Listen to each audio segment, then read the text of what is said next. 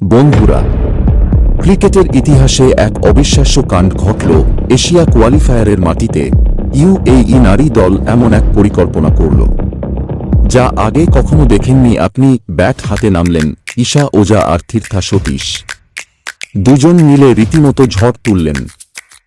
16 over শেষে score 192 আর wicket কিন্তু তখনই দেখা দিল কালো মেঘ, নামল বৃষ্টির হুমকি। ক্রিকেটে তো কোন ডিক্লেয়ার নেই, তবুও ফল পেতে হলে প্রতিপক্ষ কাতারকে অন্তত 5 ওভার খেলতে হবে। তখনই ইউএই কোচ নিলেন এক দারুণ সিদ্ধান্ত। একে একে 10 জন ব্যাটারকে করলেন রিটায়ার আউট। বল না খেলেই ইনিংস গুটিয়ে গেল 192 রানে। আর সেই কৌশলের ফল, কাতার ব্যাট করতে নামল, কিন্তু ইউএই বোলারদের আগুনে টিকতেই পারল না। 11 ওভারের কিছু পরেই পুরো দল গুটিয়ে গেল মাত্র 29 রানে। শেষমেশ ইউএই জিতে নিল 163 রানের বিশাল ব্যবধানে। বন্ধুরা, মনে রাখবেন, এটা রিটায়ার্ড হার্ট নয়, এটা ছিল খাঁটি ক্রিকেট বুদ্ধিমত্তা আর কৌশলের এক দুর্দান্ত